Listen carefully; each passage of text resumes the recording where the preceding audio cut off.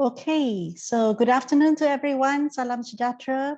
A very warm welcome to all our participants for this afternoon's webinar.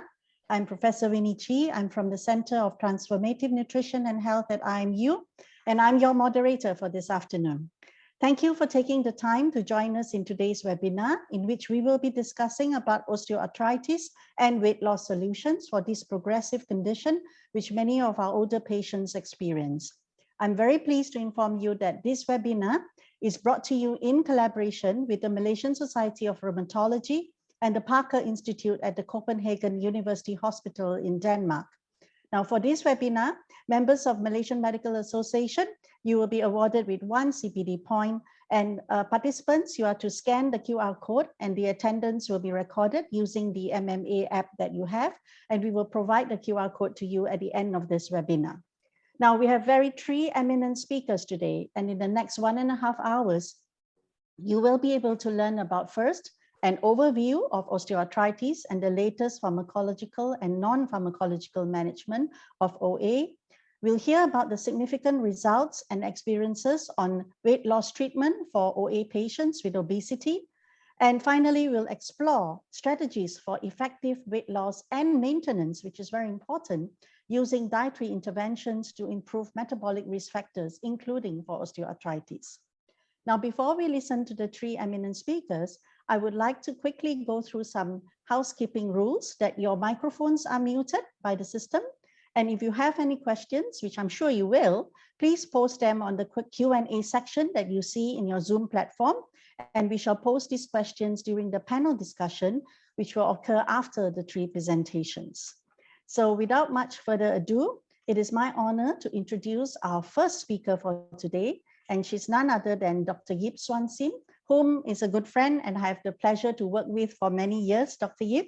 And Dr. Yip currently is a consultant rheumatologist at Subang Jaya Medical Center in Selangor. And for those of us who may not know her, but I knew Dr. Yip when she was working in University Malaya. She was the associate professor and the head of rheumatology unit at the Department of Medicine in many years ago. She was also very active in societies. She's the current vice president of the Malaysian Osteoporosis Society and was formerly heading the Malaysian Society of Rheumatology. Dr. Yip is also very active in societies at the Asia Pacific League of Associations for Rheumatology and also the Asian Federation of Osteoporosis Society. Dr. Yip, of course, is an expert panel committee of many CPGs, and I worked with her in a few. And that includes the CPG for osteoporosis and also the CPG on the management of osteoarthritis of hip and knee that was in 2001 and 2002. And also in the latest edition, Dr. Yip was the review committee chairperson for the latest CPG. I'm very, very pleased to now present to you Dr. Yip, who will be talking about and summing up for us the osteoarthritis situation and what is the current management for osteoarthritis in Malaysia as well as in Southeast Asia. So Dr. Yip, over to you, please. Thank you very much, Prof. Winnie, and thank you very much for the kind introduction. So let me just share my slides here. Okay. So I'd like to again thank Prof. Winnie Chi very much for the kind introduction and also for the kind invitation to speak at this webinar with two other very distinguished speakers from Europe. It's indeed a honor that I can share this platform together with the other speakers. So these are my disclosures, and what's the overview of the overview of the next 20 minutes or so would be to discuss a little bit about what osteoarthritis is, the prevalence of osteoarthritis in Malaysia and Southeast Asia and why it's increasing, and of course the consequences of osteoarthritis, and finally a little bit about the non-pharmacological treatment of osteoarthritis, which of course weight loss is very important, and a little bit about the pharmacological treatment, but that's usually another whole lecture on its own, but I'll give you some references that you can read if you're interested in that. So let's start with what is osteoarthritis. Now, we all know that osteoarthritis predominantly is due to loss of cartilage. But cartilage loss on its own doesn't probably cause any symptoms. Your patients don't come and tell you, oh, I'm losing cartilage. They come and tell you, I've got pain. But pain doesn't always correlate with the cartilage loss. So that's always been a little bit of a conundrum in osteoarthritis. So the initial kind of definitions of osteoarthritis concentrated really on the two things. One is the loss of cartilage. So for example, in this definition from 1986, they defined it as a group of conditions that lead to joint symptoms and signs which are associated with defective integrity of articular cartilage. So there's a loss of cartilage, which then causes clinical symptoms such as joint pain, tenderness, limitation of movement, crepitus, diffusion, and variable degrees of inflammation. Subsequent definitions really have tried to bring all these things together with a little bit of pathophysiology, which of course makes it a little bit more complicated, but it gives you a better idea of why osteoarthritis comes about. So the definition by the Osteo Research Society International, ORSI, which is one of the major bodies for osteoarthritis research, defined it again as a disorder involving joints characterized by cell stress and extracellular matrix degradation. So again, cartilage degradation, which then activates repair responses, which could be inflammatory as well. So this is some damage to the cartilage, starting off again at a molecular derangement, followed by the more recognizable clinical derangements such as bone remodeling, osteophytes, joint inflammation, and loss of normal joint function that can accumulate in an illness.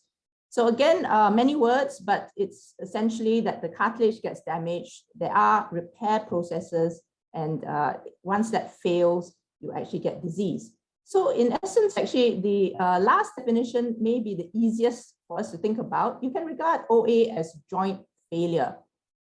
So this is the UK National Institute for Health and Clinical Care Excellence, and they define it a little bit more simply, but again, bringing together the pathology. So the pathology is a localized loss of cartilage, remodeling of adjacent bone, and associated inflammation.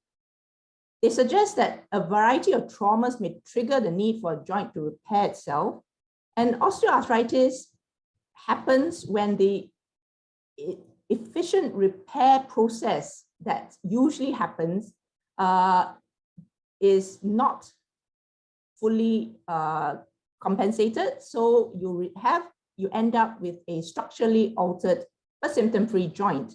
This goes on, and in some people, because either the trauma gets more or the repair process is not so good, the process cannot compensate.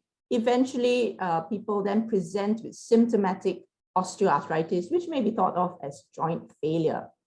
So this kind of tries to explain why some people have bad x-rays, but not many symptoms, and some people have many symptoms, but not, it doesn't look too bad on the x-rays or when you examine them. So this can actually explain the variability in clinical presentation and outcome that can be observed between people and also at different joints in the same person.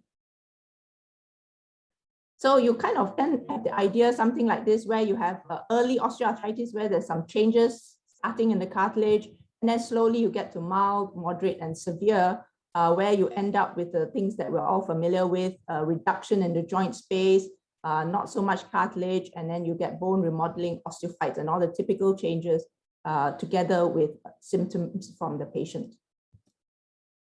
So how common is osteoarthritis? Well, osteoarthritis is obviously common worldwide. And depending on which osteoarthritis you're looking at, the figures can vary.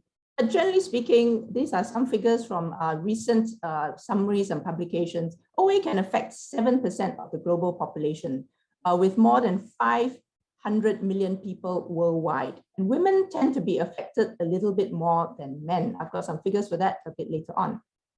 If you want to just look at a point prevalence, age standardized, it can be one figure that has been published suggests that there can be as much as 3,754 per 100,000 population.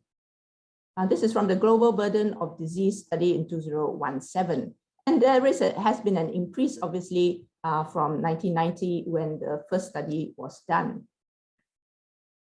In another analysis of more or less the same data, it suggested that osteoarthritis is the 15th highest cause of years lived with disability worldwide and was responsible for 2% of the total global years lost due to disability. So it does cause disability as well. And osteoarthritis is a leading cause of disability in older adults, and the trends of an aging population and increasing obesity are likely to compound this. Now, knee osteoarthritis, which is probably what I'm going to concentrate on a little bit more, because that's probably the more common osteoarthritis we see in Malaysia and Southeast Asia, that does account for approximately 80% of the disease's total burden. This is just a little graph summarizing a meta-analysis that was published last year on the prevalence of kneeOA in various countries. So you can see that there are many countries where the data is still unknown, and some of the countries like China and India, which have large populations, have a prevalence of OA for about 20 to 24%. Japan, who has a very aged population, obviously has higher numbers. And then Europe and America, perhaps under 20%, but about 10 to 15%. So kneeOA obviously is common worldwide. If you look at it as a whole, it's probably prevalence is about 16% in individuals 15 age and over, and 22.9% in individuals age 40 and over. It seems to be a little bit more common in Asia, perhaps more common in a rural population, 19.2% prevalence in Asia, compared to about 13 or 15% in Europe and North America. If you look at radiographic confirmed symptomatic kneeOA, the estimation is about 3.8% globally. So knee pain plus X-ray changes. With here, there's some rates showing again, women maybe twice as more common to have OA compared to men, and this is radiographic OA.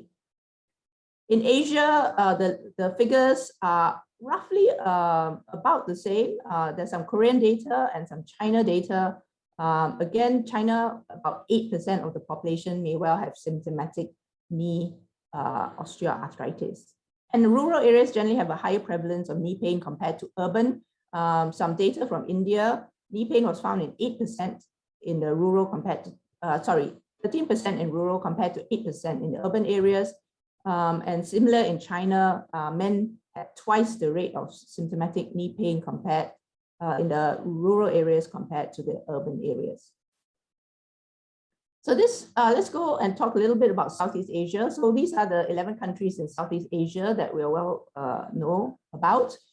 And if you just look at the OA prevalence, it's roughly about the same. This was a meta-analysis just published this year, looking at 3 countries within Southeast Asia. They were looking at other countries, low-income countries, but Vietnam, Philippines, and Indonesia, and it was about 15%. In other countries within Southeast Asia, we have some data, and there's a useful study from the rheumatology societies called COPCOD. It's the Community-Orientated Program for the Control of Rheumatic Diseases. So originally it was to try and get a handle on the treatment of the rheumatic diseases, but as a beginning, they did some epidemiological studies. And so they picked usually like isolated or a local community within the country.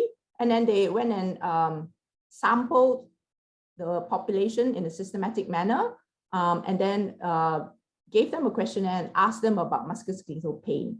So then you have studies such as this in Vietnam, which showed that 14.9% had musculoskeletal pain, knee pain in 18%. And when they examined these individuals, 4.1% had knee osteoarthritis.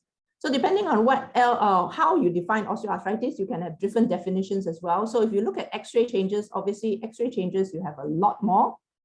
So this degeneration in the spine, you have a lot more when you look at radiographic changes in the spine. And again, radiographic changes in the knee, you have a lot more of those. But if you're looking more for clinical osteoarthritis, then the numbers are less. So in the Philippines, the same kind of study, COPCOD study, kneeOA was found in 2.8% of males and 3.1% of females, so more in females compared to males. And OA of the hands with Heberdin's nodes, again, more in females compared to males. So when you did it in Manila, as opposed to the rural areas, they found that the prevalence of OA was about 4.1%, very similar to Malaysia. In Thailand, it seemed to be a little bit more. The cohort study was done in rural Thailand, and it was 11.3. Singapore, depending on the study, there were numbers up to 11%, about 4.7 to 11%. In Malaysia, the cohort study was done in Banting, which is semi-rural, and they found that, again, very similar, 14.4% at joint pain. Most of the joint pain was related to the knee, and overall, there are about 4% of subjects with knee osteoarthritis. A more recent study, this one was the patients were not examined, but they were asked about knee pain and self-reported kneeOA symptoms in random sampling of adults over the age of 55 years in KL and PJ, Kuala Lumpur and Petaling Jaya, which are in the Klang Valley. So of those, 30.8% of the population over the age of 55 had knee pain or self-reported knee osteoarthritis symptoms.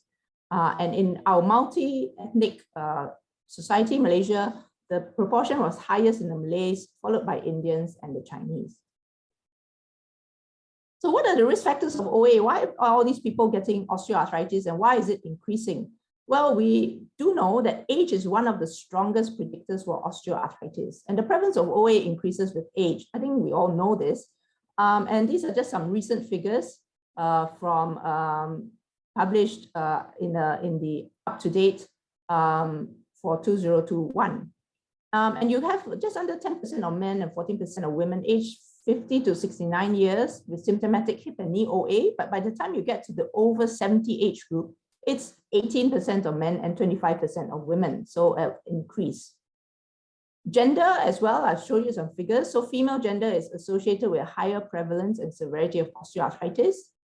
And there are obviously genetic factors in the development of osteoarthritis. So twin and family studies suggest that genetic factors do influence approximately 40% for knee OA, 60% for hip OA, 65% for hand OA, and approximately 70% for spine OA. So they suggest a heritability of OA for about 50% or more. So it means that about half the variation in the susceptibility to disease to OA in the population is explained by genetic factors. Of course, then the other big group is that the joint injury, a post-traumatic OA, and approximately about 5% of knee OA cases are related to a previous injury. The other big factor, risk factor for osteoarthritis is obviously obesity. So meta-analysis of the impact of overweight and obesity on the population prevalence of OA found that the population attributable risk percentage, PAR percentage, i.e. the proportion of knee OA that would have been avoided if there was no obesity in the population, varied from 50% for the United States, where the prevalence of obesity is high, to about 8% in China, where the obesity rate is lower. We do know that obese individuals experience more severe joint degeneration in knees, and a greater proportion require hip or knee or joint replacement. And when you look at BMI and the risk of OA, many studies have shown that higher BMI was positively associated with the development of knee OA. So a 5-unit increase in BMI was associated with a 35% increased risk of knee OA.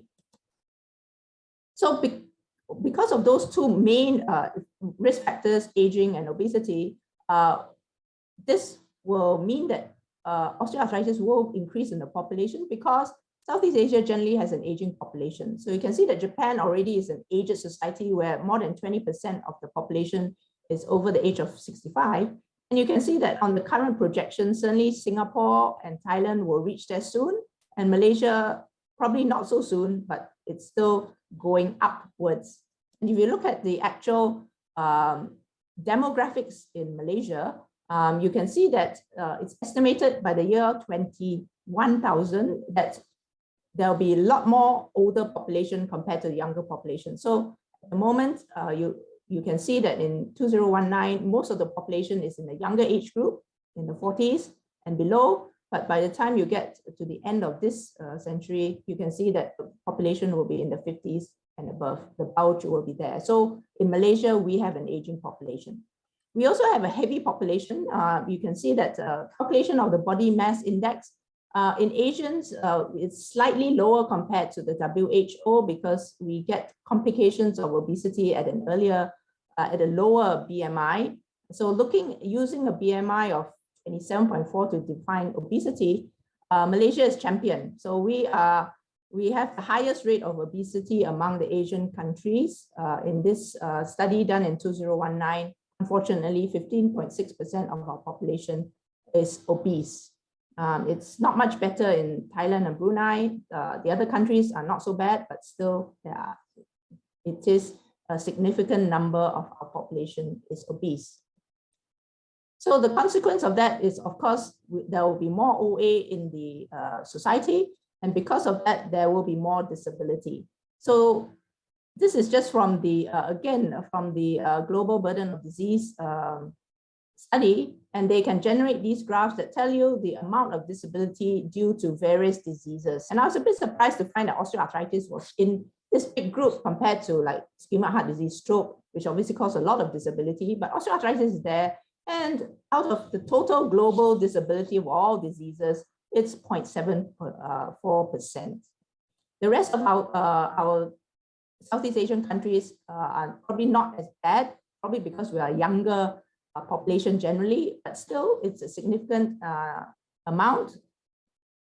In the percentage, OA as a percentage of the total disability adjusted life years. And in Malaysia, we also have a little bit. I'm still amazed that it actually comes out in our little table, and it's about 0.5%. People are disabled, so there's pain. They're disabled with pain, they're disabled with function, and they're very disabled in terms of sports and recreation. So it affects health-related quality of life. So depending on whichever way you look at it, you can look at the SF36, you can use other quality of life measurements. Generally speaking, in Malaysia, osteoarthritis causes a reduction in the quality of life, definitely physically, maybe not quite so much mentally, but there's a physical reduction in things that they can do. So let's get on to the pharmacological treatment in the last few minutes. So non-pharmacological treatment is important. All OA guidelines recommend weight loss as part of non-pharmacological treatment. So the orthopedic surgeons suggest weight loss. The rheumatologists suggest weight loss, especially if you're overweight and obese. The Australians suggest weight loss, and NICE suggests weight loss as well. The osteoarthritis, Aussie also suggests weight loss. So every single major guidelines suggests weight loss as part of non-pharmacological treatment. So in Malaysia, our osteoarthritis guidelines also suggest weight loss. This was the earlier one published in 2013. So once you made a diagnosis, you see this box here, education, weight loss, exercise, physiotherapy. We recently updated the consensus statement on managing knee osteoarthritis.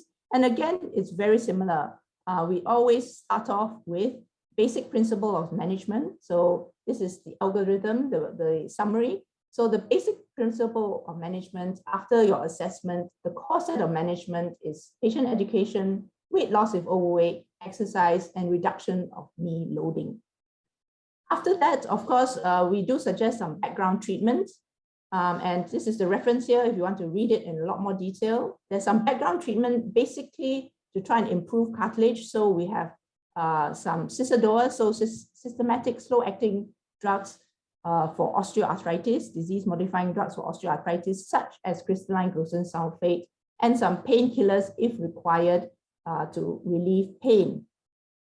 Physical therapy can be also recommended if there's a specific malalignment, instability, or anything that will need to be treated. And this is like background treatment for patients with knee osteoarthritis. Of course, sometimes the background treatment and conservative treatment do take some time to work, and patients may need some painkillers or advanced pharmacological treatment. Again, please do read the paper for further details on this. But of course, NSAIDs and painkillers are one major group of drugs that we do use for patients with osteoarthritis. But there are caveats used to them. You have to beware of gastrointestinal problems, cardiovascular risk, and renal risk as well. Together with pharmacological treatment, we suggest that certain patients may be suitable for intraarticular injections or perhaps even rescue medications. And again, depending on severity, patients may cycle between these types of treatments as necessary. And ultimately, if the osteoarthritis progresses, they will be a candidate for surgical treatment. So just go back to our basic principles of management. So you can see that our core set of management includes patient education about the importance of doing non-pharmacological measurements for the knee osteoarthritis. And this is just a summary, which I'm sure the other speakers will go through in a lot more detail.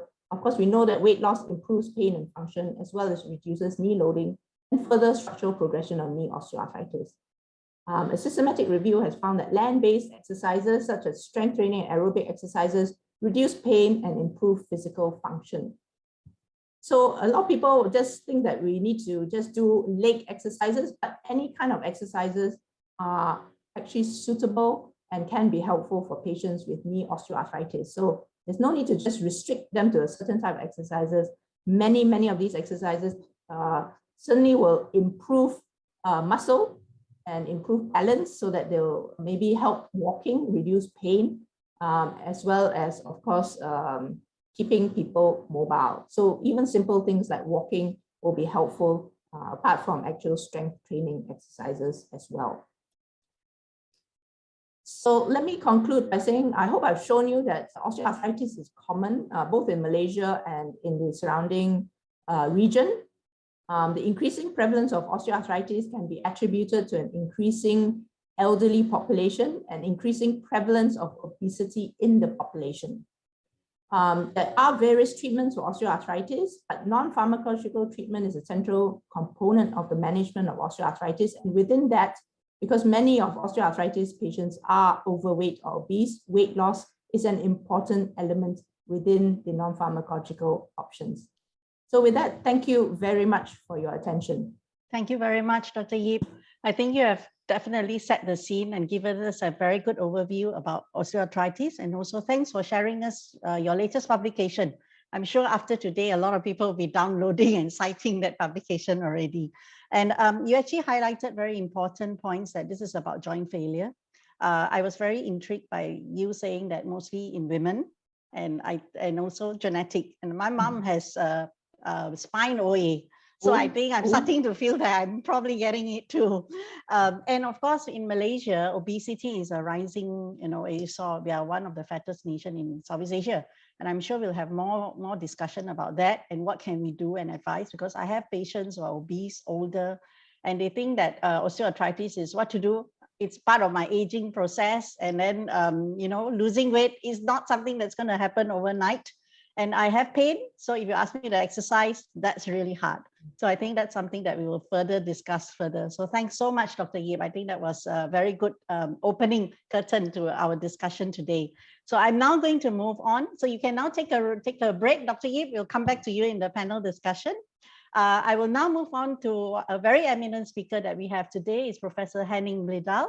And Prof. Henning is going to dwell deeper into this weight loss and osteoarthritis with us. Let me introduce Prof. Henning. He is a specialist in rheumatology. And since 1997, he has been leading and professor of research at the Parker Institute, which is a clinical research unit of rheumatology at Copenhagen University Hospital in Denmark. Now, Prof. Henning's CV is really very impressive. He has 32 PhD students so far to his career and more than a H index of 64 and more than 300 over publications. So we have a very experienced professor with us today. And I'm looking forward to hear from Prof. Henning. He will be talking to us about the Danish experience on this issue of weight loss with osteoarthritis. And let's hear how Prof. Henning's group actually is successful in managing weight loss in patients or OA patients with obesity. Prof. Henning, over to you. Thank you, Prof. Winnie, and thank you to the organizers for letting me share with you some of our experiences with weight loss. Let's just see if this works.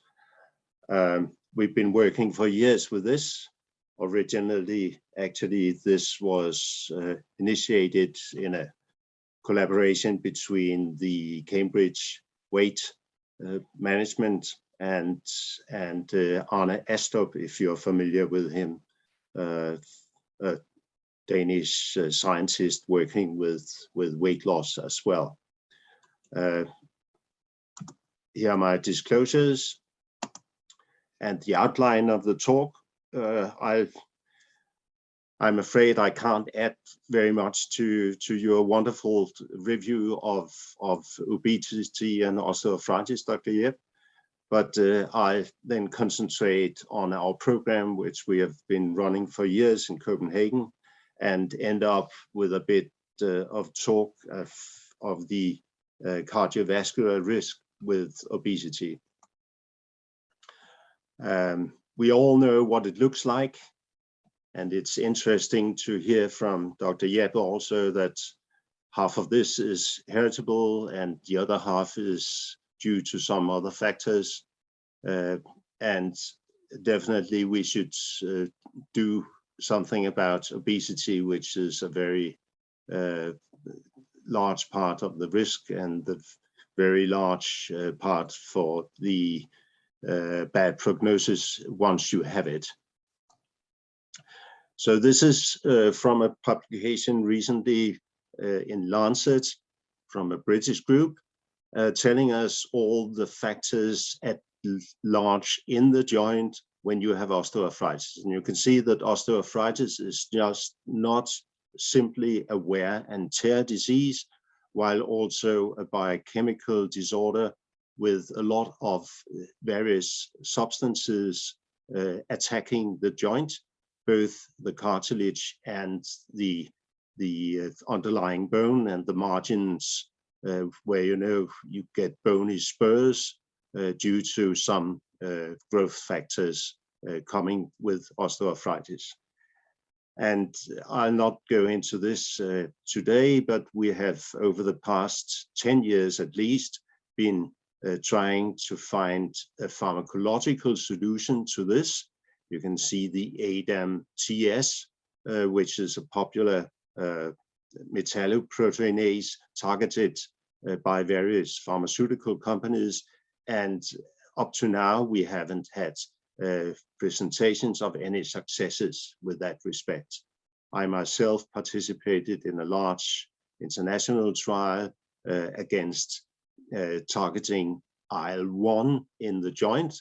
It ought to have been effective, but it didn't work any more than the placebo control.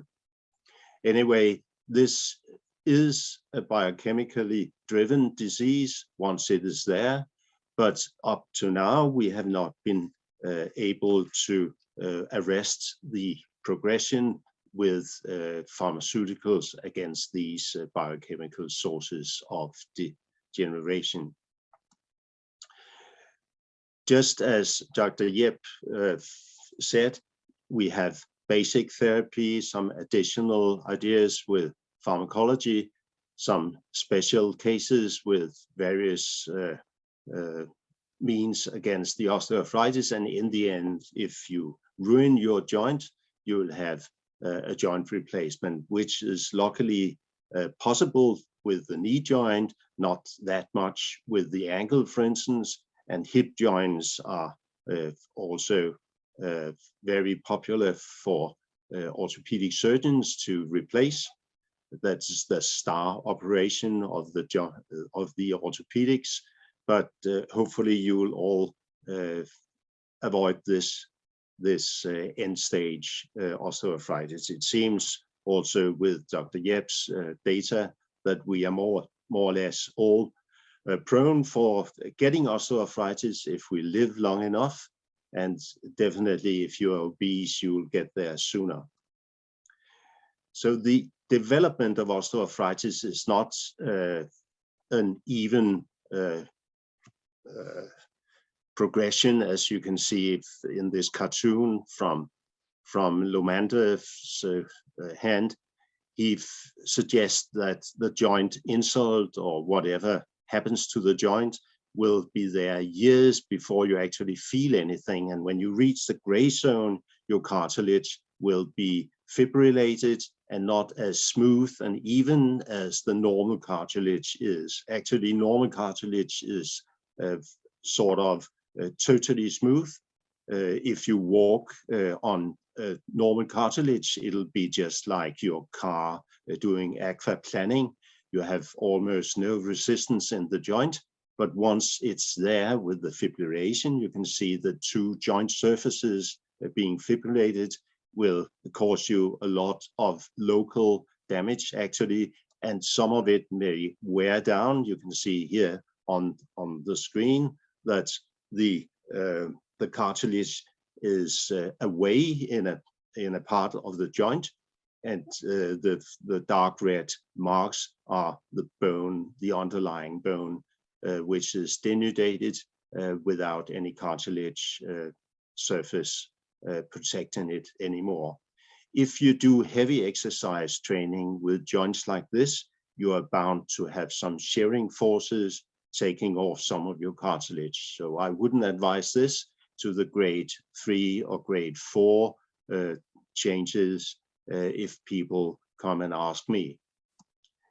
Anyway, we heard that the risk of knee osteoarthritis is steeply increasing with BMI, and various groups have demonstrated this. This is one of the early studies from Felson's group in the States, showing that you have an extra 15% risk of acquiring knee osteoarthritis for each point of BMI you go above 27. Also, epidemiological studies from the UK has shown that the risk of knee osteoarthritis steeply increases with weight. And if you add on a trauma to this situation, you'll have an odds ratio of close to 13, as you can see, for acquiring. And if you add on also the heritable factors shown by the Hipperding's nodes on the fingers, you are almost certain to get osteoarthritis if you have a meniscectomy as indicator of a large trauma to the knee joint. Interestingly, we have seen some data pointing against a increased risk of hand osteoarthritis, almost double with a BMI above 30, and we are looking for explanations for this. It's not a weight-bearing joint, so something else must be going on. And one reason could be that obesity is accompanied by a large amount of hormones and other substances produced by the fatty tissue. And actually this guy, as you can see, has a very large endocrine organ in front of him, and it produces a lot of substances, all nasty things to have loose in the body. And some of them will be familiar to you if you are into rheumatology. You can see that adipose tissue actually produces both IL-6 and TNF-alpha as part of the substances secreted from the adipose tissue. So this may be one explanation that hand OA is increased in the obese as well. We heard that all recommendations have a basic therapy with exercise and weight loss, and this is from the Lancet publication, and these are the latest ACR guidelines for the management. You can see that it's strongly recommended to lose weight if you have obesity and knee or hip osteoarthritis. They haven't found any literature to support the idea for hand osteoarthritis, but it would be interesting to see what could happen if you lose weight, and this may actually ameliorate your hand osteoarthritis as well. Now, the program we have been running for years in Copenhagen, I'll just share with you. We have some definitions here very low calorie diets is when you go below 800 kilocalories per day. Low energy is between 800 and 1200 calories per day. And you have the possibility of getting down into these ranges of diet if you use diet replacements, and this can be either total diet replacement or part formula diet, where you replace some of the meals with a formula product. Usually you use this 1 or 2 meals per day, and you can get very low diets and even so have all the nutrition factors that you need for a day. It looks like this. You can have soups or shakes from it. And from personal experience, I can tell you that I like the bars from these companies as well. Of course, if you go on diet replacements like this, you'll have a large energy deficit, and the rate of weight loss will be correlated to how far down you go to a certain extent, as I'll show you in a moment. We have a lot of data of how the composition should be, and I can assure you that most of the companies marketing formula diets adhere strictly to these recommendations about nutrients. In the Copenhagen weight loss trials, we have had various phases, and the first phase is a highly effective one, as I'll show you in a minute. A phase 2 would be consolidating the results of the weight loss, and the phase 3 is actually a long-term extension with a continuous or intermittent diet supporting the maintenance of the weight loss. So the phase 1 will be low energy diets, either very low or just low energy diets for some 8 weeks. And we tested this in close to 200 participants divided into groups, as you can see, of 8. So we had 24 groups, and half of them had the very low energy diet, and half of them the just low energy diet. But both of these diets are very low in comparison with the ordinary diet you get. So this is what it looked like at that time, the Cambridge weight management progress with intensive diet for 8 weeks. And then we had a stabilizing reintroduction of ordinary diet, but still very low in comparison with your daily diet for 1200 kilocalories per day, another 8 weeks. And this was the program in phase 1. And with this, with the groups led by a dietitian supporting each other, you can actually lose a lot of weight. And this is the average weight loss during the phase 1. As you can see, we had very few dropouts. Only a few persons couldn't manage with the diet, but being supported by the group, they were adherent to the program to a large extent, as you can see. And the average weight at the onset was more than 100 kilos, close to 104 kilos. And at the end, whether on very low energy diet or low energy diet, you can see that they lost a lot of weight in a very short time.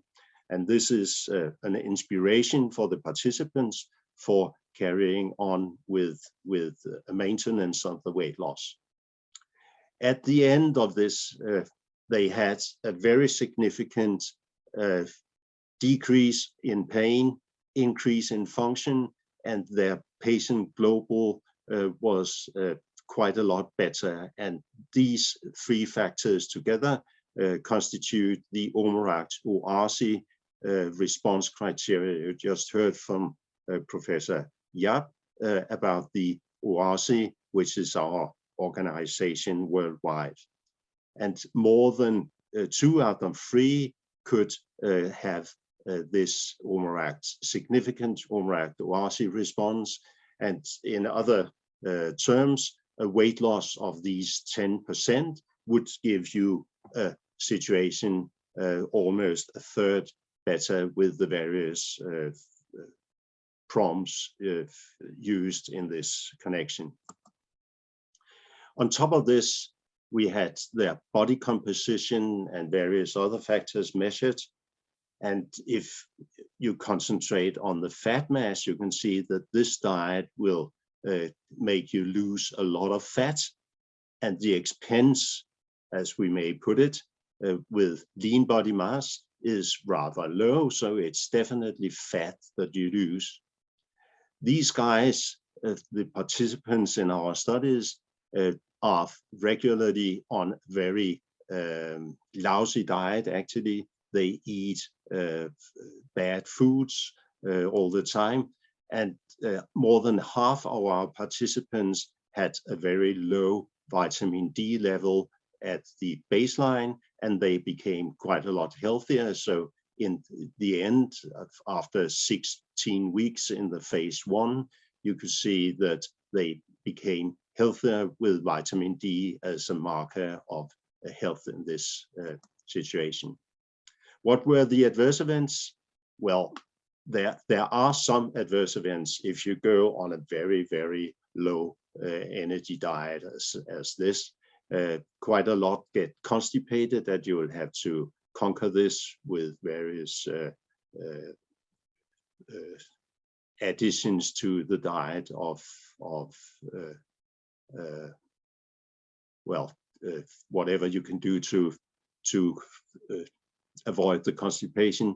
Some got dizzy, and I'll admit that we learned the hard way that people going on these very low energy diets can almost drop all kinds of medications they have against hypertension, against diabetes, against cholesterol.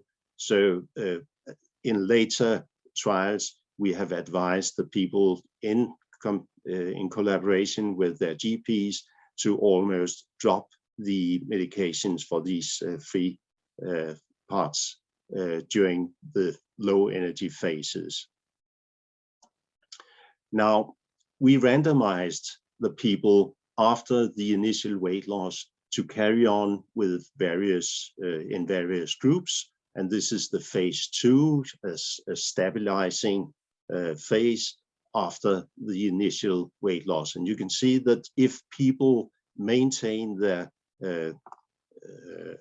connection to the dietary groups, you can make them stick to their weight loss.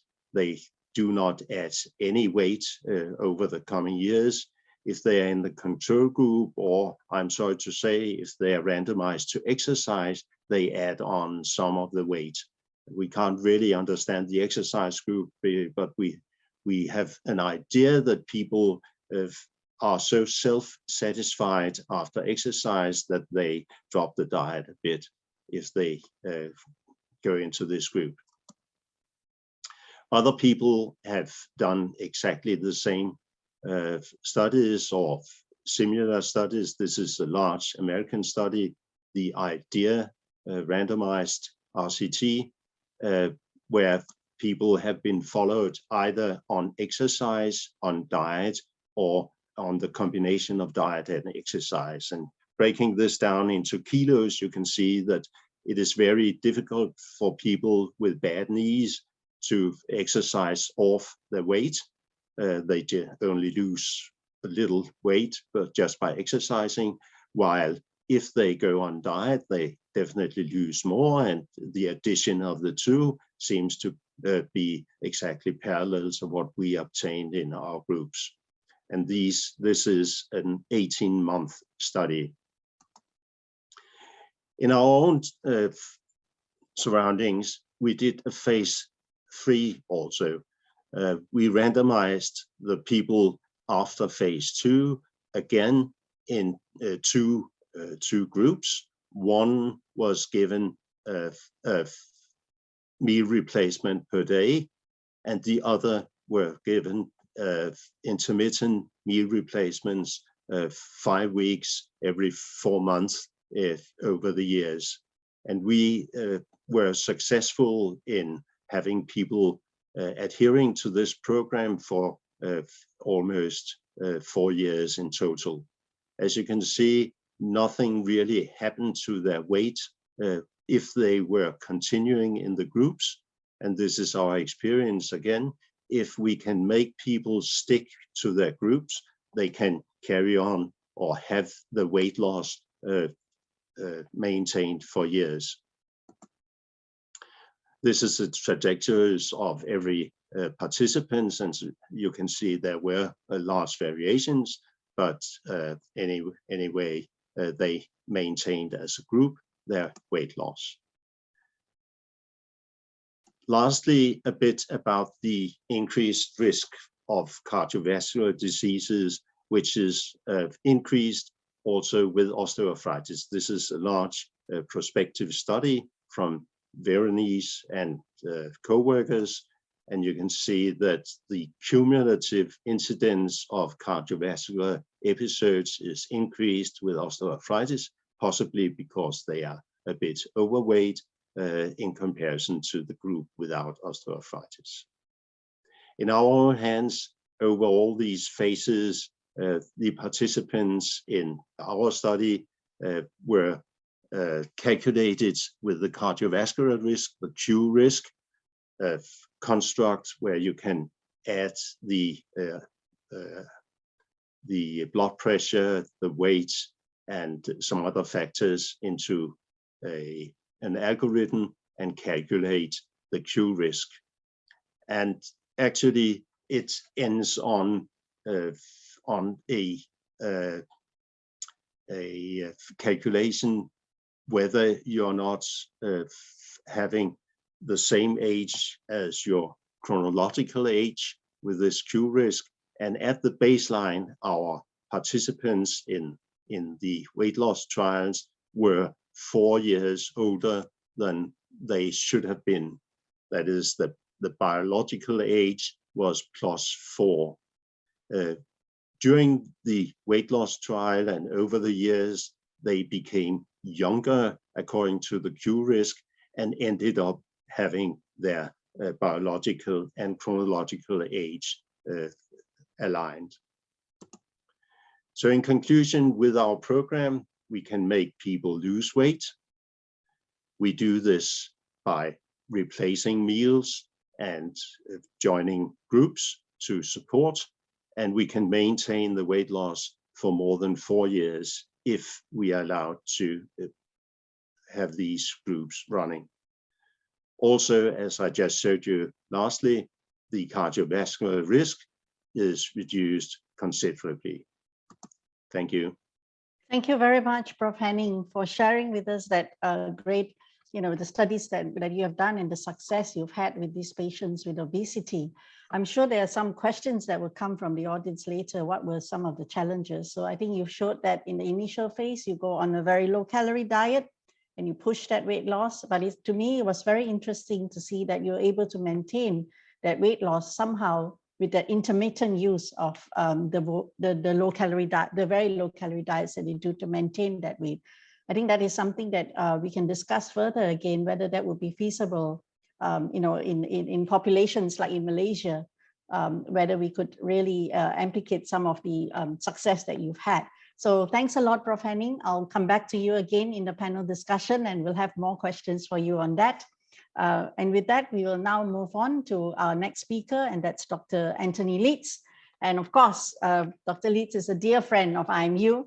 He is our adjunct professor at our School of Health Sciences in IMU.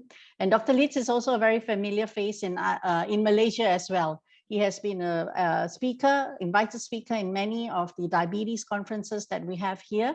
And I think early this year with CTNH as well, Dr. Leeds talked about how low-calorie diets can work for diabetes management. So I think to end the webinar, what Dr. Leeds will do is to talk to us now about how this very low-calorie diet can be used for improving metabolic risk factors, including sleep apnea and diabetes risk, which is interesting in addition to osteoarthritis. And I think he will be also sharing with us what are the things we can do if we want to have maintenance of that weight loss, which is actually perhaps even a bigger challenge than losing weight, is to maintain weight, right, Dr. Leeds? So yes. Dr. Leeds, just very quickly, just to, again, for some of us who may not know, some of you who may not know, Dr. Leeds was formerly with King's College in London. He's a practicing physician. And as I said, he has done work with the Parker Institute as well. And his main interest is mainly the use of low energy diets and very low energy diets for weight management. So Dr. Leeds, over to you. We're looking forward to hear your talk to round up this session where we go into panel discussion. Over to you, Dr. Leeds. Thank you. Thank you very much. And thank you for inviting me to give this talk. And as you said, what I would like to do is to look at some of the other aspects of weight loss by this method, but set them in the context in relation to the other ways in which we can lose weight as well. And now I am sharing my screen and I'm moving forward, trying to. We can see your first slide at this moment, but you've got the title. We've got the title. Yes, we've got the title, but he hasn't moved to the next slide. Yep, that's it. Good. Okay, my disclosures. As you said, I was working as medical director of one of the companies for a while, and at the moment I'm now chairing a European industry group that influences legislation in Europe and also educates healthcare professionals. What I'm going to do is to look at the comorbidities of osteoarthritis. My colleague Henning has just referred to the really rather exciting results that we've obtained in Copenhagen in relation to cardiovascular risk, but I thought it would be useful to look at these in a little bit more detail. As I go through this also, I will comment on the problems that we all face in practice, which is the issue of weight maintenance. We now know that use of total diet replacement as an initial weight loss therapy is effective, certainly in Europeans, and there is evidence now from people in the Middle East and North Africa that this works just as well with them. And also there's a little work from the preview study in the subgroup in Auckland in New Zealand that this type of intervention also works in Pacific Islanders. So it's an intervention which is acceptable to many people from different cultural backgrounds around the world. But the challenge, of course, is weight maintenance. And one of the interesting things now is that experimental work is being done in some centers to work out why is it that some people can maintain more weight more easily than others, and how can we help those who are challenged by weight maintenance more than others. And in a few years' time, I'm sure we'll have some answers. We already have some clues. And in the course of this, I'm going to briefly describe for you the diabetes remission trial, the direct trial, which is a very important one, which is beginning to result in diabetes remission programs being rolled out worldwide. I will comment on the preview trial because it's a very large trial on the use of initial weight loss with total diet replacement. And then, as you suggested, I'm going to comment on obstructive sleep apnea because although that may only affect a small proportion of people, one of the interesting things, one of the interesting things in clinical practice is that many of our patients with osteoarthritis are troubled with bad sleep. This is largely because of pain and the difficulty with getting comfortable at night. And of course, without sleep, people's quality of life is not so good. Some of them will have obstructive sleep apnea, particularly the heavier ones. Others may not. And I'm just waiting for some evidence from another study in Denmark where people who do not have a specific sleep disorder who have undertaken this type of weight loss, how this affects the sleep duration and quality. And the early indications are that losing 10 kilograms, about 10% of weight, actually does increase the duration of sleep. We're waiting for information about the sleep quality. And sleep is a very important variable, as you all know. Let's move on. This is one of the recent systematic reviews and analyses of the prevalence of other comorbidities. We all know from our clinical practice that probably 2/3 of our osteoarthritis patients have at least one other chronic condition. But this slide shows you that in terms of the actual prevalence, based on all these pooled information from different publications, that hypertension appears to be the major problem. It does say here also that the hyperlipidemia is almost as much a problem as the hypertension, but in actual fact, the total number in the pool is somewhat small. But we can be sure that both of these conditions contribute to the increased risk of cardiovascular problems. But before going on to talk about other results relating to the use of total diet replacement, I thought it was important just to say that, of course, there are other ways of addressing weight loss, and the one for which there's a huge literature is bariatric surgery, and bariatric surgery is provided to differing extents in different countries. In Scandinavia, Sweden particularly, very high rates for bariatric surgery, whereas here in the United Kingdom, I'm afraid we don't do as much as we should do. And there's very clear evidence that treatment with bariatric surgery actually has quite dramatic effects. It can cause diabetes remission. It can reduce the incidence of new onset diabetes, lowers blood pressure, has an influence on some cases of high cholesterol, and has an overall influence on heart disease. So if we had all the resources that we would like to have, we might offer bariatric surgery to all individuals who have obesity comorbidities. But of course, that isn't going to happen anywhere in the world, and is going to be nowhere near at the levels that we would like it to be, even in countries which have higher healthcare budgets. So while it is there, we have to find alternate ways to address this. Also important to remember that bariatric surgery delivers large amounts of weight loss, 20, 30, 40 kilograms, even higher amounts. And it may well be that those levels of weight loss are not necessary to achieve the metabolic changes. And I know this is the view of some of my colleagues in bariatric medicine. And then if we turn to conventional diet, of course, the conventional reducing diet in a dietetic context is a 600 calorie deficit diet, which usually gives about 0.5 kilogram weight loss per week in a compliant patient. But we also know that adherence to such diets tends to be not so good, and people tend to drop out because they don't see very rapid changes. And this is in contrast to what happens with the total diet replacement, where because of the higher energy deficit of 1,000 to 2,000 calories per day, we do see higher rates of weight loss, usually between 1.3 and 1.5 kilograms per week. And that higher rate of weight loss is very motivating and enhances compliance with the dietary program. And I've just made a comment there, of course, that lipid profiles can be influenced by diets which are not necessarily causing weight loss. And I've given you an illustration there of the portfolio diet, which my colleague David Jenkins in Toronto developed, where you use biologically active plant compounds which lower cholesterol. This has just been reviewed in a paper published earlier this year. And when we provide these slides, you'll have the web link on the slide there. And the portfolio diet certainly can reduce blood cholesterol and LDL cholesterol by the same amount as lower dose statin therapy. So that's an interesting thought to hold in mind.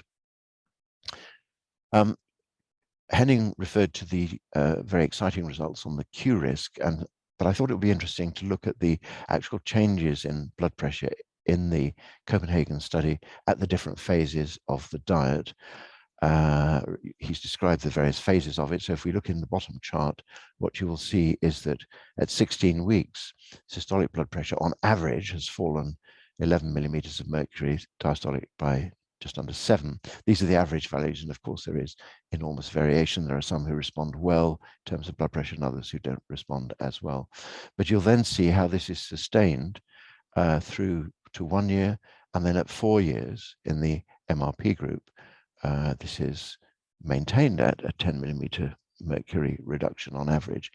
And if, as I have done, look through the various components of the Q risk calculation, it is really the reduction of the blood pressure which is the major contributor to this calculated value of Q risk, which is indicating that the heart age has been reduced and brought near to the chronological age. And this is a very exciting finding.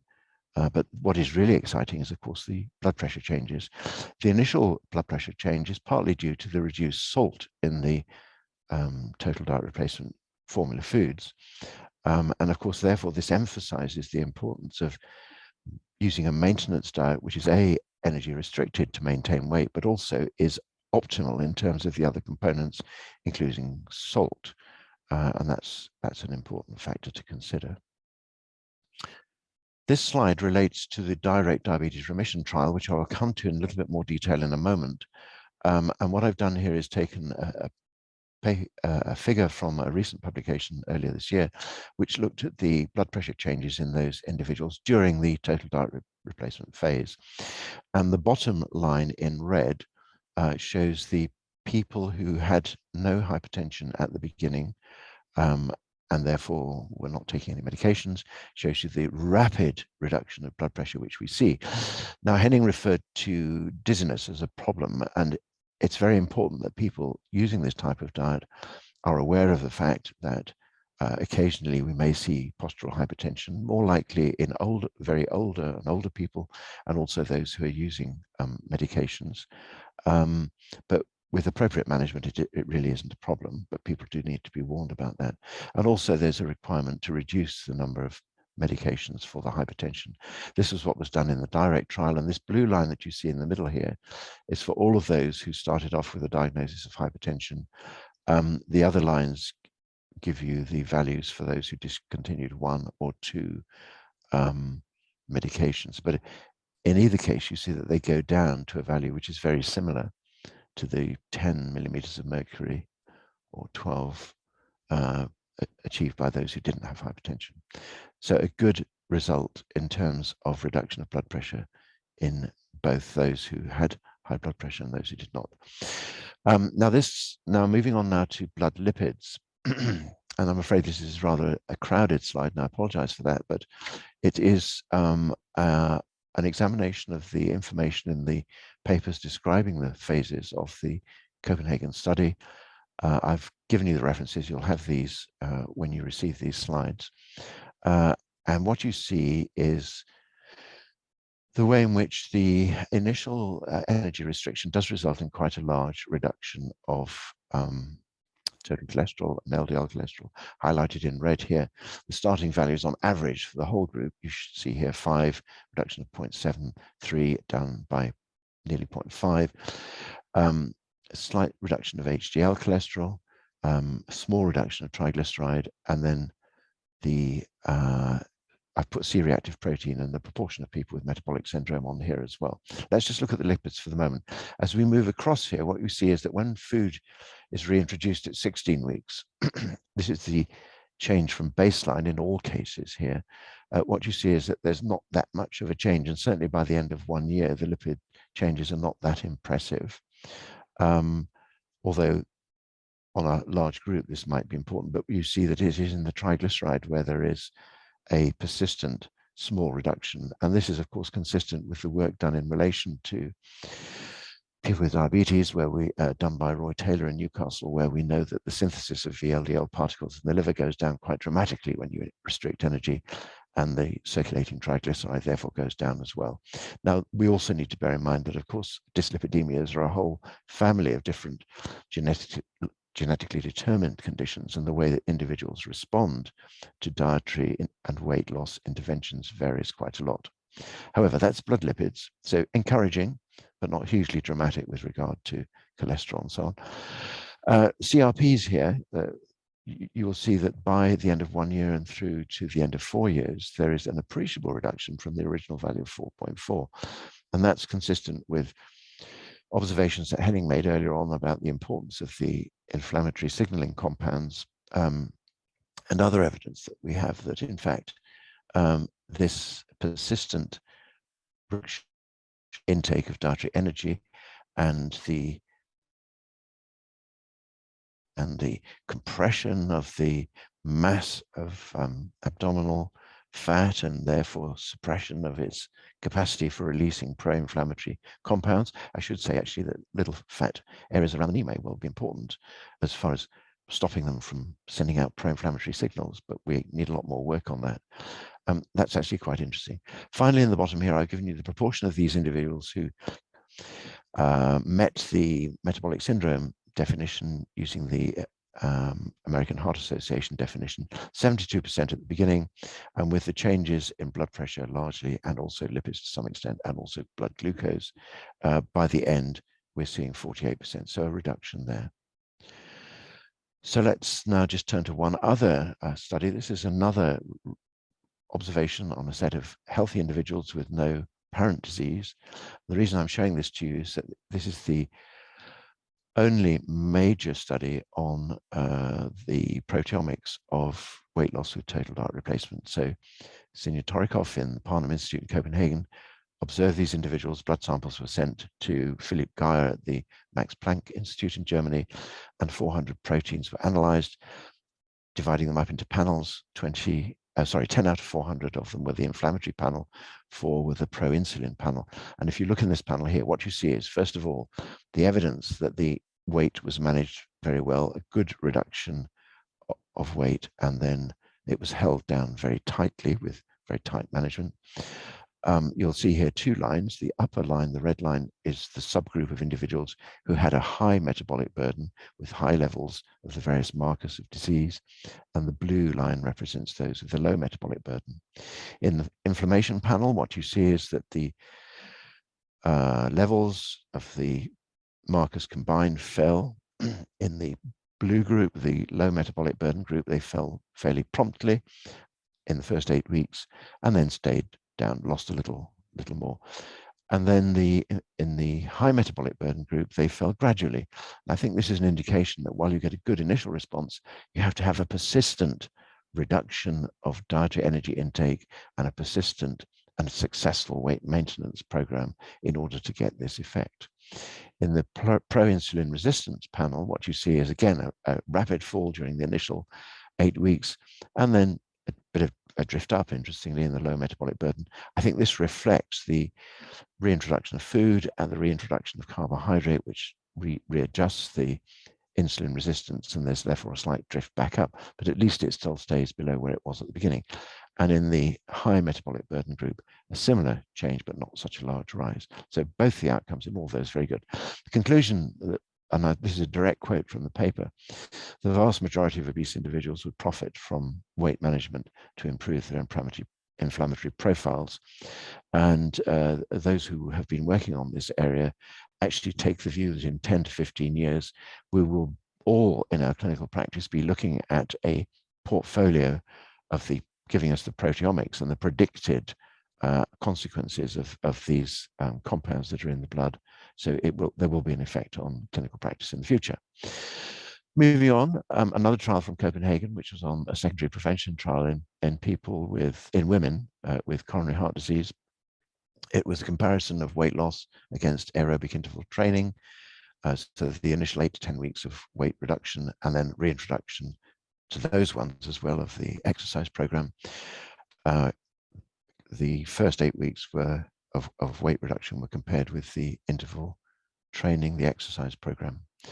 Weight reduction, as you see there, the LED low energy diet program resulted in about 10% weight loss, maintaining about 70% of that at the end of the year, with smaller weight reductions in the exercise group. The reason I've flagged this up for you, and I've given you the reference which you'll get when you receive the slides, is that this is the only study so far that I'm aware of that actually looks at the atherogenicity of the lipid particles.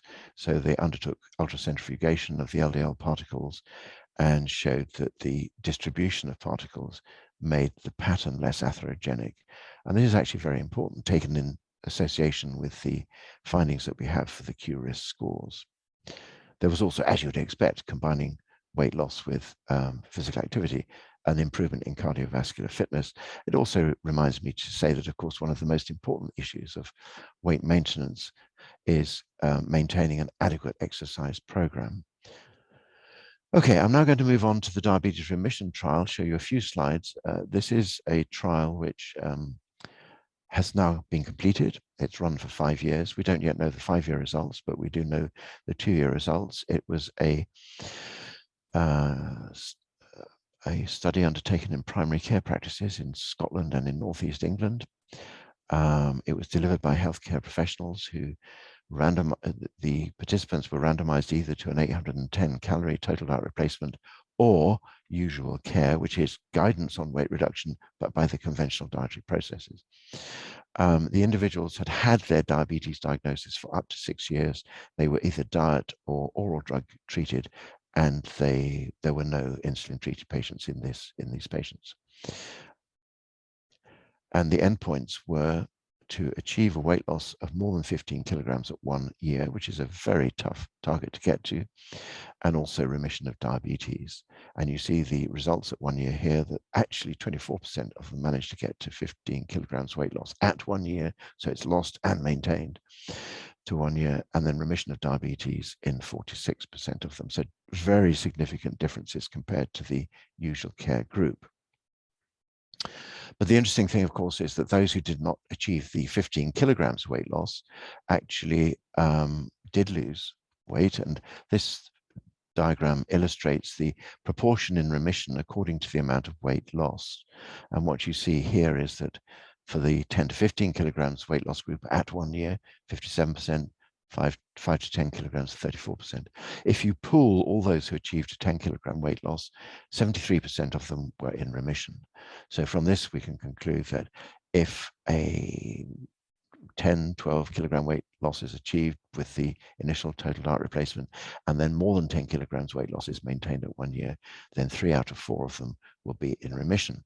Now, this is of importance because if we do find ourselves actually moving towards the use of total diet replacement as the initial phase for people with osteoarthritis, as is suggested as a result of the work done in Copenhagen, then these people will also, if they have diabetes, may well see a remission of their diabetes, or they may well see a metabolic improvement.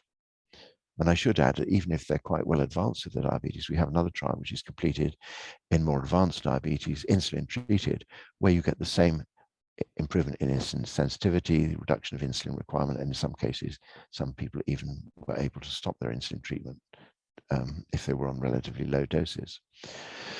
The other issue in relation to the direct trial was that at 1 year, there was a big reduction of use of medications, 78% of anti-diabetes medications compared to 18% in the best practice group, and blood pressure medications, as you would expect from everything else that's been discussed this morning, big reduction of use of blood pressure medications. Quality of life was assessed with the EQ5 questionnaire, and that improved in the total diet replacement group. So that's good as well.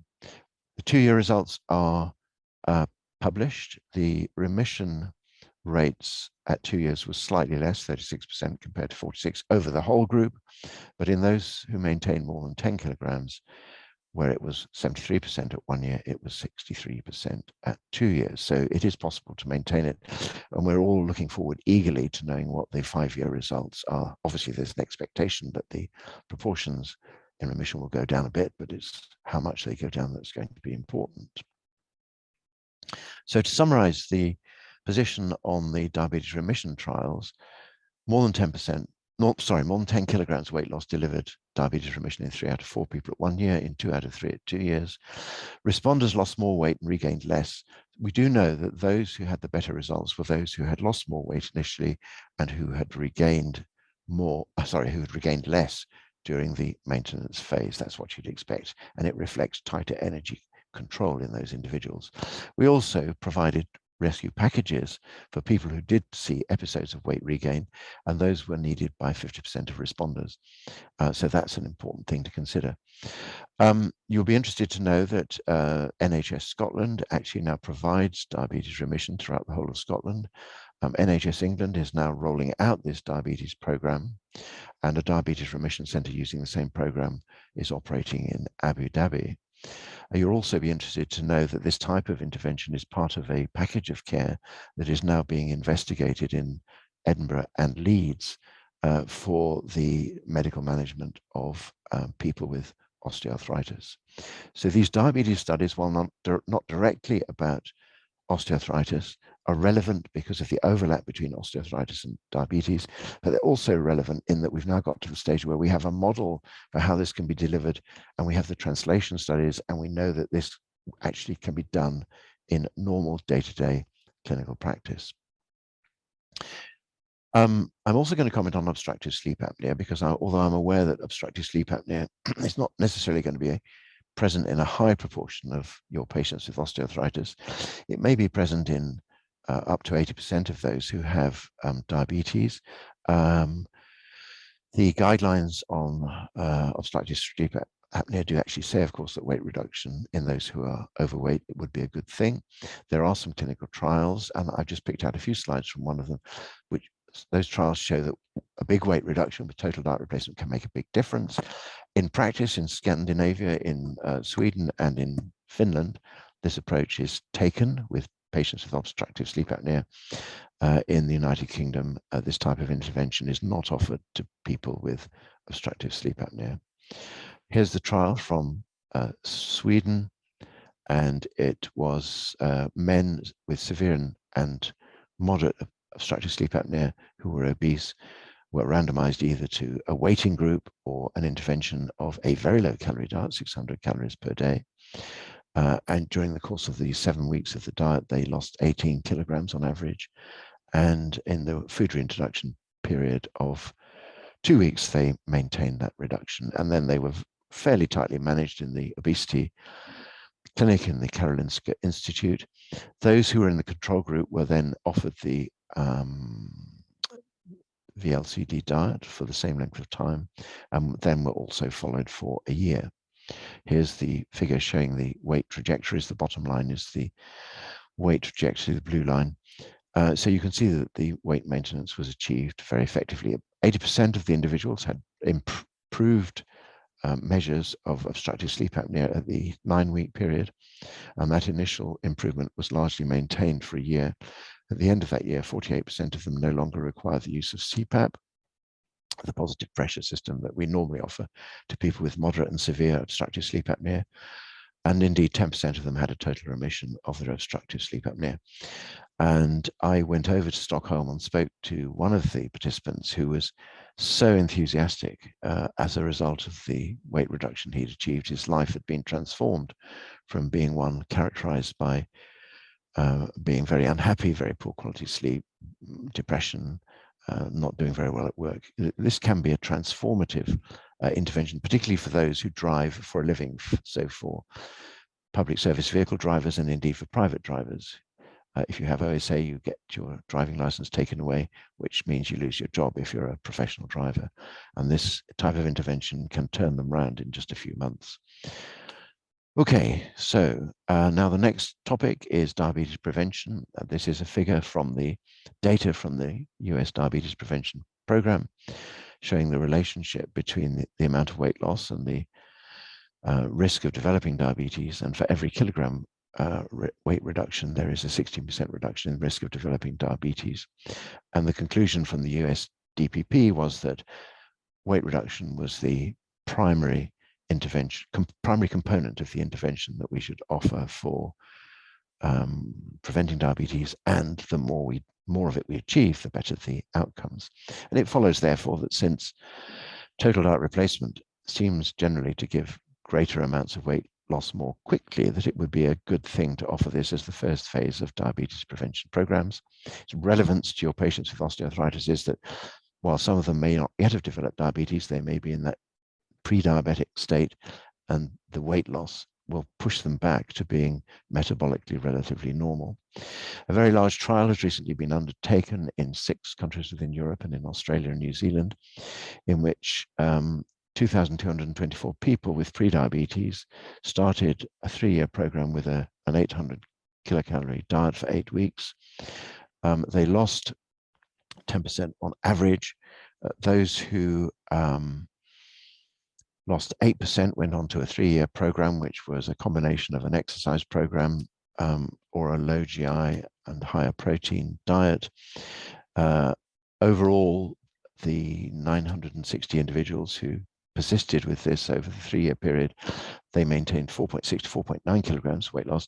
And reverting back to that figure there, you can see that that would give you a big reduction in risk of developing diabetes. And indeed, only 6.4% of them developed diabetes at 3 years. Interestingly, the low GI diet, higher protein diet, also resulted in better weight maintenance and a smaller rise of HbA1c. Obviously, during weight loss, the HbA, as a result of the initial weight loss, the HbA1cs went down, a slight tendency to drift upwards, but with the low GI and low GL and higher protein dietary group, that rise of the HbA1c was less, so a better outcome with that. So it looks here as though diabetes prevention ought to be done with an 8-week total diet replacement followed by an effective maintenance program, where we now know that the better outcomes are delivered by a low glycemic index, slightly higher protein diet. So to summarize, we are concerned about the comorbidities associated with osteoarthritis. We know that a weight loss of more than 10% can be achieved in people with total diet with osteoarthritis, knee osteoarthritis. And this evidence from Copenhagen, I think, is not just important in terms of all the detail it provides, but it actually shows that the challenge that we all had in clinical practice, where, for example, in the diabetic clinic, if I saw a new patient who had to make dietary changes, lose weight, exercise more, but they had severe osteoarthritis, they were jolly difficult to manage. And now we have a method of helping people to achieve that initial weight loss. We know that a 10% weight loss can give benefits, particularly to hypertension, to dyslipidemia in some cases, not necessarily all, but has a definite, very clear effect on reducing insulin resistance. We know that this type of intervention can deliver diabetes remission. We know that it may well have a great potential for diabetes prevention. There's a bit more work to do to convince people that this is appropriate. We know that we can get fast weight loss, 1.3 to 1.5 kilograms per week, which is highly motivating. Compliance is high. Compliance was 91% in the preview study. Safety profile is known and fully published and is manageable. It's cost effective. Health economic analyses have been done for the direct trial and for other trials. And already to some extent, this type of information is beginning to be incorporated into clinical guidelines. But we all have a huge task to educate our colleagues around the world about the potential application of this type of intervention. So to make a final statement, people with osteoarthritis and obesity who achieve and maintain 10% or about 10 kilograms body weight loss may also gain benefit from reduced high blood pressure, may well have blood lipid profile improvement, will have decreased insulin resistance, could achieve diabetes remission or a delay in the onset of diabetes, and would be expected to have improved sleep if affected by obstructive sleep apnea. Thank you very much. Thank you so much, Dr. Leeds, for the great overview on additional benefits with the total calorie, replacement as well as meal replacement, whether it be partial or total. All right, so I think you've given a very good overview that it also not only benefit knee osteoarthritis, but obviously also the direct trial, which is of great interest in Malaysia and across this region where diabetes is so huge. And it's very nice to see also the preview study that even helps with prevention of diabetes, which is probably also another significant finding that we should consider applying it, in our situation. I think prevention is obviously, much more effective way in terms of public health versus also remission. Right, so with that now, we'll have all our panelists on board now, and we'll just spend perhaps the last 15-20 minutes to look into some of the questions that we've had. So my plan is that let's take the general questions about osteoarthritis first, and you can see here that there's quite a few general questions, so directed either specifically Dr. Yep, but also I think the other panel can answer as well. So I think the first questions that come up on the general aspect, Dr. Yep, is well, let's go into, do people who are not overweight, do they also face osteoarthritis problem? And what about athletes?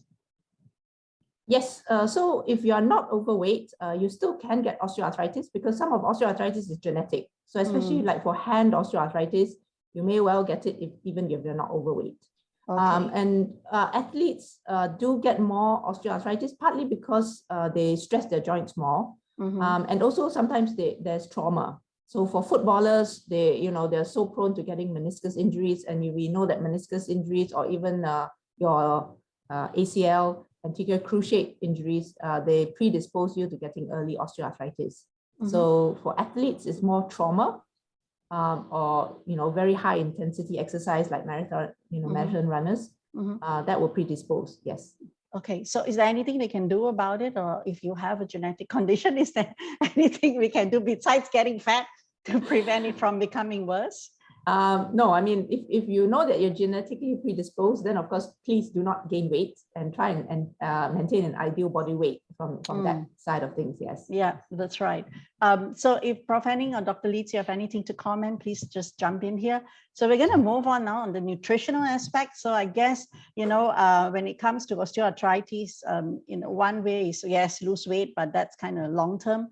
So people start looking for nutritional supplements, right? Immediate things that you can do to, you know, help relieve pain and so on. So there's a question here to ask, what about the use of turmeric? Does that help? It seems that that's a rage in the UK. Is that true, Dr. Leeds, that the use of turmeric helps probably for inflammation? What do you think, Dr. Yip or Dr. Leeds? Dr. Yip? Okay, well, turmeric has a very mild effect on joint pain and perhaps inflammation. So I think if you have very mild disease, some people do take it as a supplement and feels that it helps. Okay. But there's no evidence that it helps the cartilage, I think. Okay, yeah. What about collagen? I hear my grandma say that, you know, for osteoarthritis, if you eat chicken feet, you get lots of collagen and you're going to build back the cartilage. And that's quite common. I think a lot of people think that way. So what are your comments on this? Yeah, I think collagen, the trouble with that is the clinical studies don't show that it has a benefit. So I think Prof. Henning had a very nice slide at the beginning showing all the cytokine activity that's in the cartilage. So if we want to actually prevent cartilage degradation, we actually have to hit and kind of reduce some of the cytokine activity. So if you just eat collagen, you know, if you just take certain supplements, or even just eat lots of your chicken cartilage, that I don't think will get into the cartilage to actually reduce the inflammation. So that may not help the cartilage at all, unfortunately. Yeah. So with things like chondroitin sulfate, or you know, the other the like common ones that you get, the glucosamine and glucosamine. Yes, that's right. But again, you see, you need to have certain formulations of those kind of supplements, and they need to be at a higher doses to be able to reduce the inflammatory markers. So we have certain formulations that at very high doses can reduce IL-1, can kind of, you know, suppress IL-1 a little bit, some of the inflammatory markers. So again, it has to be quite specific. So, so some supplements do help. Many of the supplements actually help pain, whether there's a placebo effect or whether it's a true pain relieving effect. A lot of them are mild anti-inflammatories, they do relieve pain. But you have to be quite careful and look at specific studies to see whether they actually help and improve the cartilage. Yeah, that's true. Actually, myself, and when I was doing my postdoc, we published a review paper looking at all these different supplements. And quite not many actually showed significant improvement. So you're absolutely right on that. There's also a lot of confusion among Malaysians, because I know we have some public audience out there. You know, calcium, osteoporosis, and osteoarthritis. So a lot of patients take calcium thinking it'll help with osteoarthritis. So maybe you want to clarify on that a bit, Dr. Yip. Yes, so there are two different conditions, totally different, but then they start with the word osteo, but osteo just means bone. So osteoarthritis is the condition, I mean, for our general public, that is cartilage, reduction in cartilage in the joint, whereas osteoporosis is actually thin bones. So if you have osteoporosis, then of course calcium may help, because bones and calcium help. Cartilage doesn't have any calcium. So if you have osteoarthritis and you take a lot of calcium, that won't help. Yeah, that's right. And you can still absorb calcium even if you're in the older age, though. Doesn't mean that you don't absorb it anymore, because there's a question there. Let's move on a little bit more into exercise. So there's quite a few questions on exercise here. What would be the sort of exercise that osteoarthritis patients should avoid? And Prof. Henning, in the study, with your experience there, what sort of exercises did the participants do in the trials that you were describing? Well, it were gentle aerobic exercises we used, but you know, that there have been meta-analysis and reviews of exercise therapy, and nothing can really be said other than it's good to exercise. My view upon it, you had that if you have a severe cartilage defect, you shouldn't do heavy resistance exercise. But this is a personal view. I cannot prove or disprove any results with it. I may add that this is the case for exercise as well as all the supplements we just discussed, that we have found nothing, absolutely zero effect on the cartilage loss. You can't affect the cartilage loss with any of these supplements. And as a funny thing in my own practice, I have been consulted several times by people being very overweight, like 120 kilos, asking me for this or that supplement. Would this help them? And I can only tell them that it's not supplementary diets they should have. They should avoid it. Well, the calories instead of trying to eat collagen or glucosamine or whatever doesn't work. Right. So a healthy diet, that's, like what we would advise, and also on weight loss. Yes, Dr. Leeds, please do jump in. Henning, in the trials that were undertaken in Copenhagen, studies were also done in the biomechanics lab and showed quite dramatic reductions of the peak load on the knee, didn't they, as a result of the 10% body weight loss? I think for every kilogram weight loss, a lot of factors occurred to us during these programs. And the interesting thing is that if you want to move a joint, you use muscles, and the compressive forces of these muscles will be larger than your body weight, because if it's not like that, you won't move. So the typical weight within the joint while walking is 3 times your body weight. And if you start running or working fast, it'll be much larger, which again means that if you lose a kilo of weight, the joint will profit at least 3-4 times that with respect to force. So, well, everything points against towards a weight reduction as the central part of your therapy if you're obese. Yeah. So Dr. Yip, there's a question here that if you hear a pop sound from your hip and you feel very discomfort, does it mean that they should stop exercise? So what do you advise patients in your clinic practice, Dr. Yip, on osteoarthritis and exercise? What would be the things that, Malaysians would be comfortable doing? I usually just advise them to move and try and do as much as they can. Obviously, if they have pain or funny sounds, but usually if they have pain when they exercise, normally, of course, you would recommend them to stop. Don't just exercise the pain, through the pain, and then without getting some medical assessment. Right. That's right. Okay. I mean, I think one of the problems is that, yes, if you are in pain when you try to exercise because of your knee osteoarthritis or whatever, one of the things that is sometimes helpful is to exercise in a swimming pool. If they have a swimming pool, they can get in the pool and then they can walk in the pool, like hydrotherapy. So it's, so the joints are supported, the weight. Correct, but they can still move the joint and actually get some exercise. So that's something sometimes I tell the patients if they have access to a pool, and of course with the lockdown they couldn't get to a pool, but in normal circumstances if they can, Okay, thank you. Now let's move on specifically now on the very low calorie diets and also the presentation from Prof. Henning. So Prof. Henning, I noticed that in your subjects that in the participants, you saw improvements in vitamin D and B12, and you said they got healthier. What would be the mechanism? Is it the weight loss? Is it the fat loss releasing these vitamins? Or is it from the meal replacement? So how would you explain that improvement? I'm sure it's the healthy diet part of it, because these formula diets all contain whatever you need, and the typical overweight patient or subject, at least in our parts of the world, eat a lousy food diet. Simply.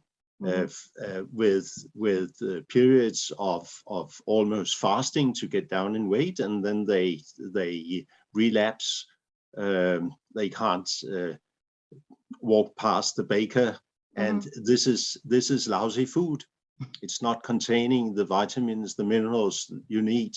which is what you get in the supplements. I'm sure it's that, but of course it's interesting to find out whether bound vitamins in the adipose tissues will be liberated while losing weight. But I'm sure it's the other way around. It's getting a healthy diet, which gives you what you don't get in your everyday food.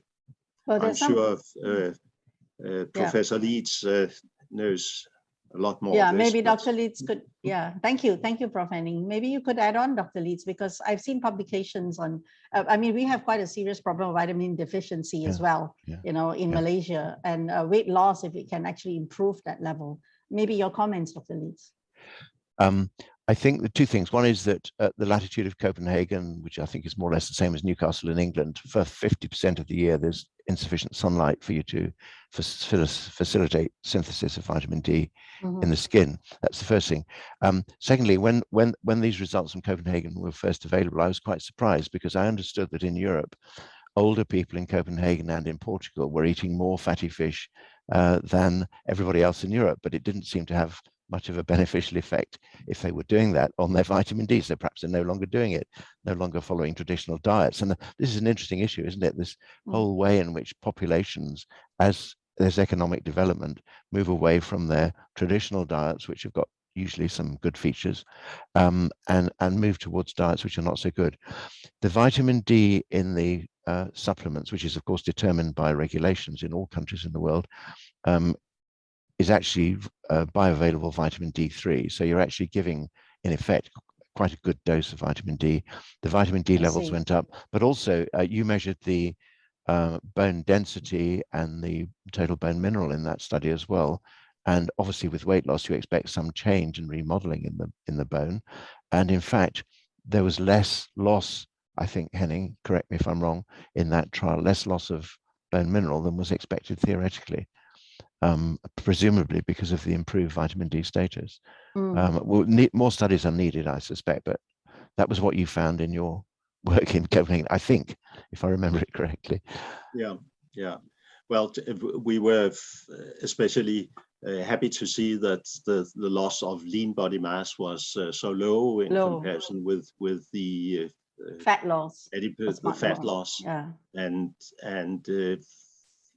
in general, we were happy that the people got safe through this rather tough program. And I can especially suggest to you that with the long-term maintenance, people are healthier at the end than they were at the beginning. And we have been discussing this at large with the orthopedic surgeons, because they are very unhappy with people losing weight before their knee replacements. And I would suggest, quite on the contrary, that they should go into a program like that, being much healthier candidates for operations later on.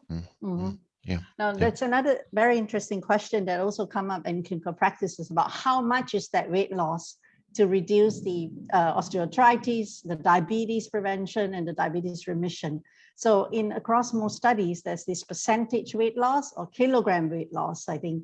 And I think Dr. Leeds and I, we've had quite a few conversations in there. Like, so you're looking about 15 kilograms or 10 to 15 kilograms, or is it that 10 to 15% of weight loss? So let's hear from Dr. Leeds or Prof. Henning. What would be your answer to this? Should we be aiming kilogram weight loss or percent weight loss? In our population, it's exactly the same, because they are a little over 100 kilos, so it's very easy to calculate.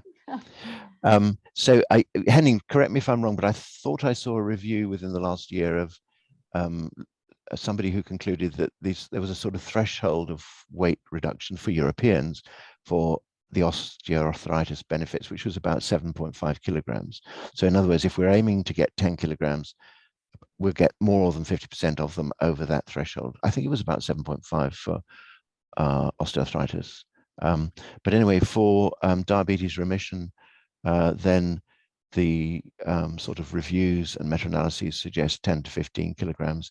And I actually was in Glasgow last week talking to Mike Lean and his team, and essentially what you do is you aim at 15 kilograms, which means that more than 50% of your people will be over 10, and therefore you'll get something like 50 to 75% of them in remission. There is a very good paper from the American Society of Endocrinology. It's about I can't remember, it's 200 or 400 pages long, which reviews all the evidence and actually sets out in tables in clinical guidelines the sort of target thresholds that we should use. We do have to remember, however, that this is largely for studies on Europeans. I think there's a view that for populations in South Asia and Southeast Asia, the figures are slightly different. And I think certainly my colleagues in Glasgow are of the opinion that where we think of 10 kilograms or 15 kilograms for Europeans, we're really thinking of 7 maybe to 10, 11, 12 for South Asians. So because of course also the thresholds are different and the metabolic state is different, and people from South Asia have particular predisposition to diabetes. Yeah, that's right. But we're thinking that the target values, and I can tell you, and they won't mind me telling you, study has just been done on a population of South Asians in Glasgow. We're expecting the results in a month's time, which will give us some clues about the figures that we need to use for a South Asian population as far as diabetes remission is concerned, which is also, going to be relevant for other diseases as well. Yeah. Right. I know that for some of the patients I've seen, 10 kilogram weight loss, you need to at least get 10 kilogram weight loss to see, any form of, yes. Better control. But that's even still with one medication of not entirely all the medications. Yes. Yeah. And if I can just add one other comment, Roy Taylor in Newcastle is still finishing a study, but there was a preliminary presentation. Individuals who are not obese, who have diabetes, so people with BMIs 25, 26, but it's type 2 diabetes, it does weight loss of the same amount have the same benefit. And he's shown very clearly that it is just as effective. This intervention is just as effective in people who do not actually have obesity using the BMI 30 definition, but it works just as effectively for people who are less heavy. And this comes back to the hypothesis that he has, of course, that it's not the actual overall weight and so on, it's actually where the fat is, whether it's in the liver and in the pancreas, and if it's there and you're apparently slim, you still need to get rid of it in order to get the metabolic changes and possibly the recovery of beta cells that occurs as well when you withdraw the fat and the inflammatory signals from the pancreas. So these are all very exciting things which are helping to clarify the detail. Yep, that's right.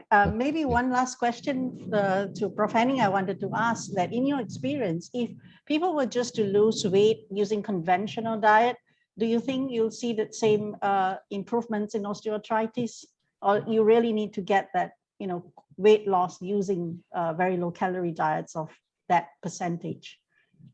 Because it's very hard to do.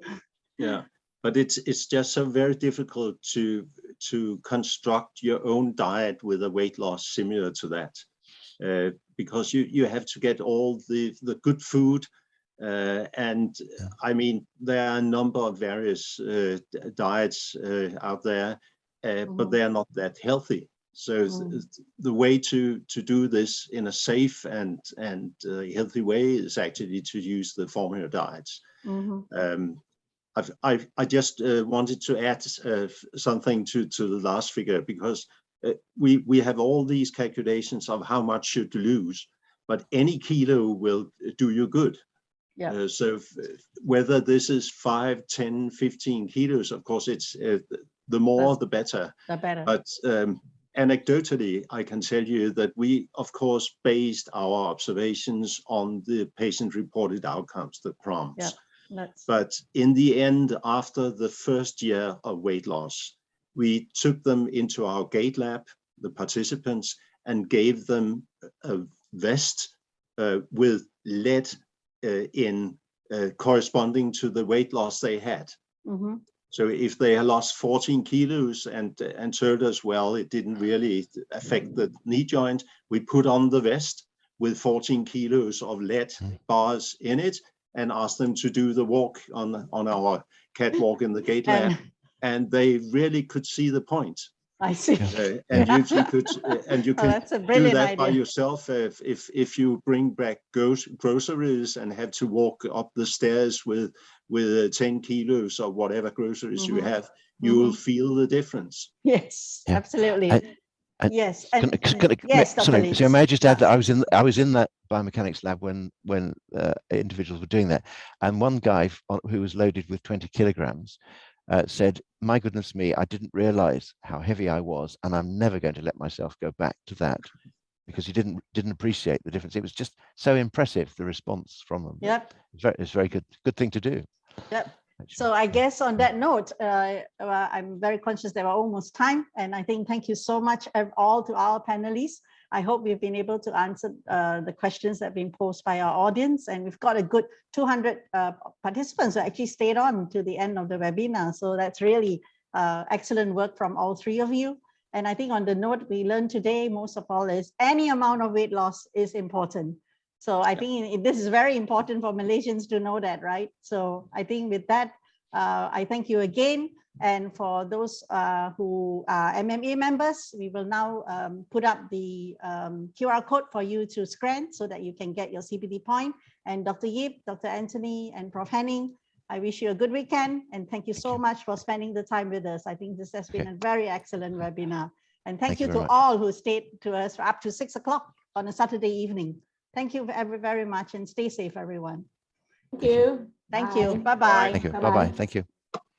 We also have a link for you that's in the chat box for you to give us your feedback, because I think IMU believes that with feedback we can improve. So please give us your feedback about this webinar as well. And the QR code for the MMA CPD points is now in front of your screen. So with that, have a very good weekend, everyone, and join us again for our next CTNH webinar, hopefully in the early of next year. Thank you so much. Goodbye. Bye-bye. Thank you. Bye, Dr. Leeds. Bye, Dr. Yates. See you. Bye. Bye. Bye.